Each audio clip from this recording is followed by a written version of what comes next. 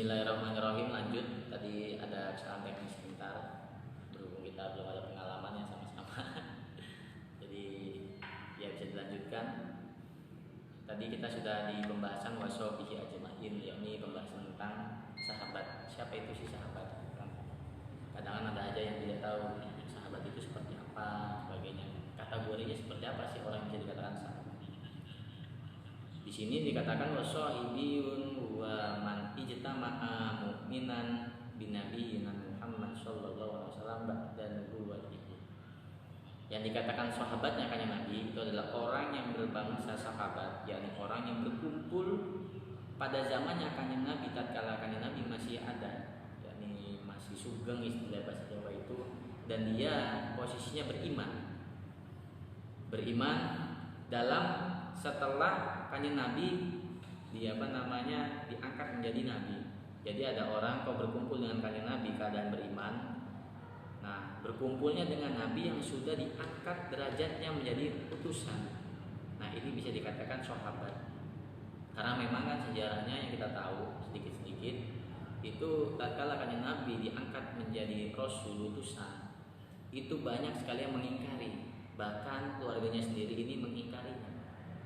Jadi kok ada orang yang mengimani apa kenabiannya kanjeng Nabi Muhammad, maka dia dikatakan sahabat.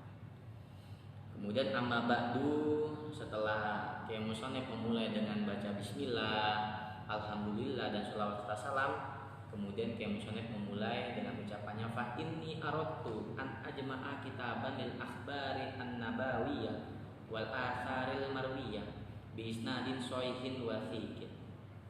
Jadi Kiai Musonef ini menghendaki mengumpulkan menjadi satu kitab, yang mana kitab itu membahas tentang hadis-hadisnya kanjeng Nabi dan juga asar-asar yang telah diriwayatkan. Asar itu biasanya adalah suatu perlakuannya kanjeng Nabi yang dipindah, yang dinukil, yang diambil oleh para sahabat kemudian diikuti, dilaksanakan persis seperti apa yang dilaksanakan kanjeng Nabi.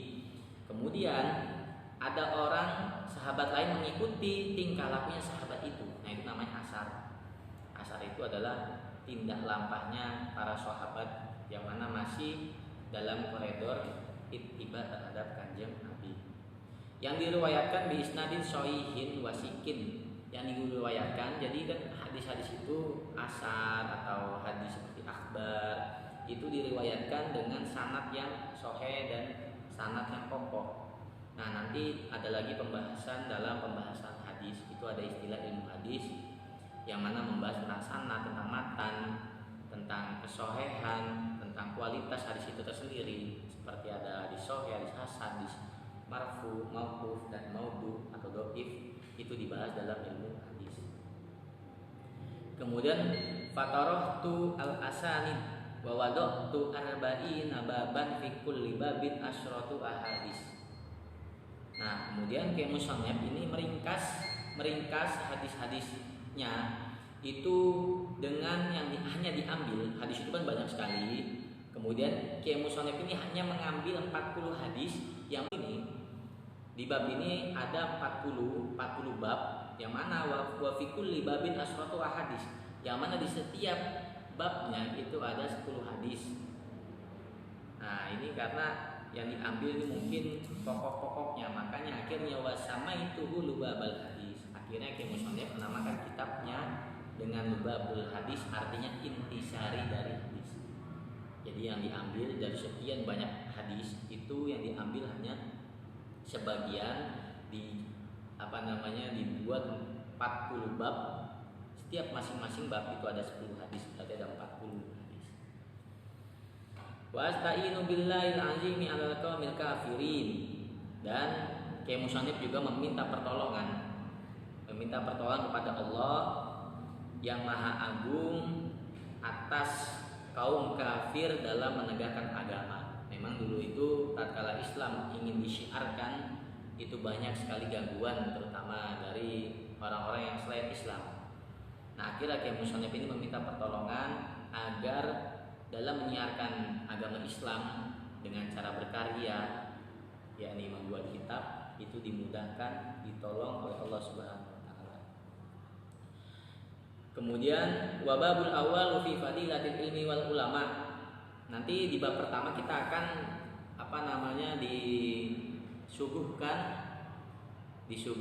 dikasih suatu penjelasan tentang keutamaan ilmu dan juga keutamaan para ulama. Nanti tentang ilmu itu, jika kita menuntut ilmu itu bagaimana sih nanti ganjarannya atau pahalanya, atau bagaimana kita cara menghormati ulama, apakah ada keuntungan jika kita mendekati ulama atau kita melihat wajahnya ulama, nanti ada penjelasan tersendiri dalam babnya. Kemudian wabab busani fi fadilati la ilaha illallah. Kemudian bab yang kedua ini menjelaskan tentang keutamaan zikir la ilaha illallah. Wabab salisu fi fadilati bismillahirrahmanirrahim. Kemudian bab yang ketiga itu menjelaskan tentang keutamaan membaca bismillahirrahmanirrahim. Makanya biasanya ada setiap perkara yang diawali dengan bismillah, maka nanti akan ada keberkahannya tersendiri. Nah, ini nanti ada juga pembahasan kenapa kok kita tatkala membaca bismillah ada faedahnya, ada nanti akan dijelaskan dalam bab yang ketiga. Wabab rabi'u fi fadilati sholati ala Nabi sallallahu alaihi wasallam. Dan bab yang keempat itu menjelaskan tentang keutamaan membaca sholawat terhadap kanjeng Nabi Muhammad sallallahu alaihi wasallam. Nah, ini memang sangat dianjurkan. Bahkan dari bersholawat itu kita akan mendapatkan suatu amalan yang memang tatkala kita baca kapanpun, dimanapun, dalam kondisi apapun, ini tetap diganjar oleh Allah Subhanahu wa taala. Karena memang sudah ada perintah, istilahnya seperti innallaha wa malaikatahu yusholluna 'alan nabi ya ayyuhalladzina amanu shollu. Solusinya adalah fil amar, berarti maknanya perintah, yang mana kita disuruh bersolawat, shollu alaihi wasallimu taslima. Nanti ada lagi pembahasannya. Kita ini akan mukadimah dulu, jadi kita hanya mengetahui setiap bab ini menjelaskan apa. Jadi ini kita hanya mukadimah dulu ya. Wa babul khamisu fi fadilatil iman. Kemudian bab yang kelima itu menjelaskan tentang utamanya iman. Dan bab ke-6 wa babus sadisu fi fadilatil wudu. Bab yang ke-6 itu menjelaskan tentang keutamanya berwudu. Biasanya kalau di lingkup pondok pesantren itu ada istilah dawamul wudu.